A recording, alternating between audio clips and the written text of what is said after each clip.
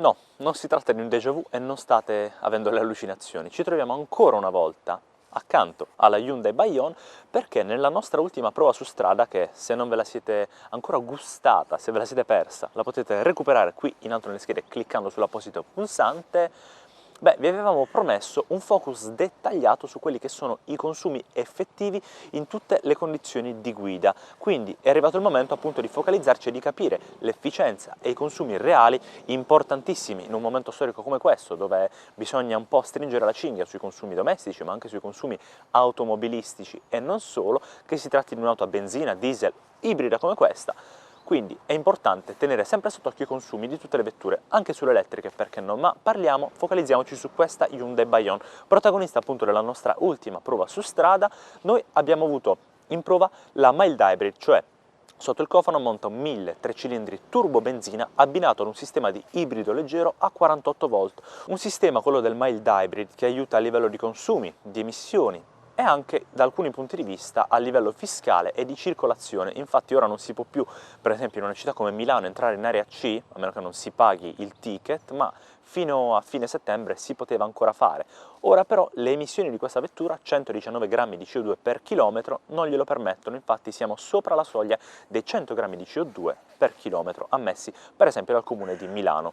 Ovviamente vi ricordo di informarvi sulla vostra città in caso ci siano restrizioni simili, ma torniamo a focalizzarci su questa vettura 1000 turbobenzina 3 cilindri, 100 cavalli, 170 Nm di coppia massima. Prima però di comunicarvi effettivamente quali sono i consumi in tutte le loro sfaccettature e condizioni di guida quotidiana, è bene fare delle premesse. La prima, le condizioni personali di WeDrive alla guida di questa Hyundai Bayon. Eravamo quasi sempre in una, massimo due persone, con un po' di bagagli a bordo, parliamo di attrezzatura, quindi neanche un peso eccessivo. Certo, è un'auto che comunque può affrontare dei medi viaggi, però noi l'abbiamo utilizzata sì in viaggio per delle tratte autostradali scelte specificatamente per questo test dei consumi, ma comunque prevalentemente brevi spostamenti o comunque medi in un ambito prettamente urbano, qui nella città di Milano o comunque nell'Interland, per provarla anche su strade statali ed extraurbane.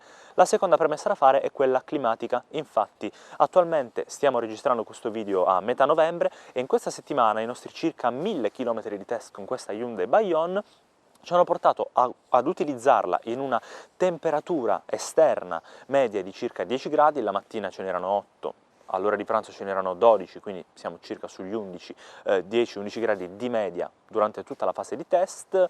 A livello di pioggia diciamo che non pregiudicava troppo quello che è il nostro test, ma l'utilizzo dell'aria condizionata sì, infatti in macchina avevamo quasi sempre il clima acceso, temperatura di circa 16-20 gradi, a seconda di chi è più o meno freddoloso nella nostra redazione, ma comunque abbiamo tenuto l'aria condizionata accesa al minimo. Terza premessa, davanti al selettore del cambio automatico il DCT 7 rapporti, DCT sta per Double Clutch Transmission, quindi un doppia frizione piuttosto fluido, ma di questo ve ne abbiamo parlato nel video qui in alto nelle schede, anzi c'era prima in alto nelle schede, ora lo trovate nel primo commento fissato in alto. Appunto c'è un selettore, uno specifico pulsante per andare a selezionare quelli che sono i drive mode, quindi le diverse modalità di guida. Andando dalla più dispendiosa, salendo verso la più parsimoniosa, iniziamo dalla Sport, che è quella appunto più aggressiva, più sportiva. Cosa cambia nelle modalità di guida? La risposta alla rigidità del volante, la risposta dell'acceleratore e poi alla fine, diciamo, la grafica della strumentazione di guida, ma anche un po' la risposta del motore in funzione di migliori o peggiori consumi, a seconda se siate più guidatori con il coltello fra i denti oppure più guidatori che tengono all'ambiente, ma soprattutto al proprio portafogli.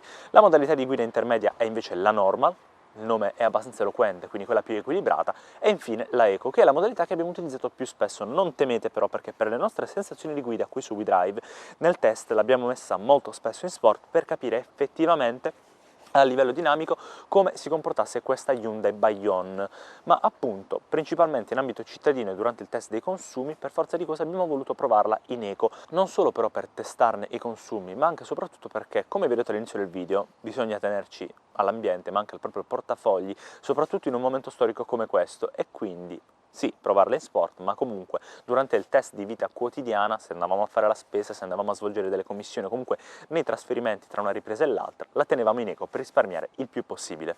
Quarta ed ultima premessa, come è gommata questa Bayonne? Quali sono le scarpette di questa bambina? Anzi, in realtà, a giudicare dal suo peso a libretto a secco di 1145 kg non è esattamente una city car, ma comunque un peso abbastanza leggero. Beh, la sua calzata è di Continental Eco Contact 6 205/55 R17, pneumatici estivi, sempre con le catene a bordo, soprattutto dal 15 novembre al 15 di aprile ogni anno. Ma è arrivato il momento effettivamente di capire quanto consuma davvero questa Hyundai Bayonne. Infatti casa madre dichiara, configuratore Hyundai Bayonne alla mano, a parità di motorizzazione e cambio DCT 7 rapporti, una media tra i 4,6 e i 6,7 litri su 100 km. Nel ciclo combinato VLTP la casa dichiara 5,2 litri di benzina su 100 km di percorrenza. Facendo una breve conversione siamo su circa poco sopra i 19 km litro. Le emissioni registrate dalla casa, noi purtroppo non abbiamo ancora gli strumenti adatti, ma ci stiamo lavorando, sono di 119 grammi di CO2 per chilometro. Dei dati, quelli dichiarati da Hyundai, tutto sommato di tutto rispetto per quello che è il segmento crossover di questa vettura, noi però abbiamo registrato qualcosa di diverso.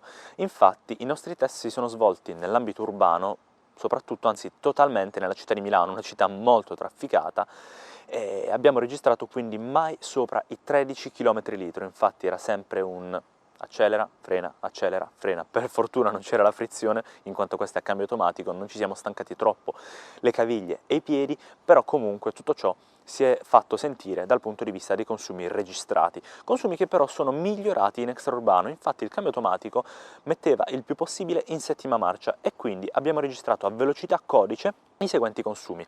Parliamo di una velocità di 90 km/h con il cruise control, un traffico medio in autostrada, il motore girava a 2000 giri al minuto e abbiamo registrato 25 km litro, consumi che sono scesi a 21 km litro quando il motore era a un regime di 2400 giri al minuto ad una velocità di 110 km/h, sempre con il cruise, mentre a 130 km/h, il limite sulla maggior parte delle autostrade italiane, a 2800 giri al minuto l'auto consumava 17 km litro. A voi quindi le conclusioni su quelli che sono i dati che vi abbiamo appena snocciolato su questa Hyundai Bayonne, un'auto che tutto sommato ci ha lasciati abbastanza soddisfatti, ma le nostre impressioni ancora una volta le trovate nel test drive completo. Qui in alto tra l'altro vi lascio la playlist completa, perché non ci limitiamo mai a svolgere solo test drive e test di consumi, ma anche, sempre più importanti, test e focus sulla tecnologia di bordo di queste vetture, corredate da tanti altri tutorial. Quindi, come fare per essere aggiornati con tutti questi contenuti? Cliccate sul pulsante per iscrivervi al nostro canale, anche su quello del campanello per ricevere tutte quante le notifiche. Oltre a questo, fateci sapere nei commenti se questo video vi è tornato utile, fateci sapere anche quelli che sono i vostri pensieri sui consumi che vi abbiamo appena detto riguardo la Hyundai Bayonne. Se il video vi è piaciuto lasciateci un bel like, perché per voi è gratuito e non costa nulla, per noi invece è molto molto importante. E infine restate aggiornati su tutte le nostre piattaforme social, perché siamo veramente dovunque, oltre che sul nostro sito internet. Trovarci è uguale su qualunque tipo di piattaforma, è molto semplice, wedrive.tv.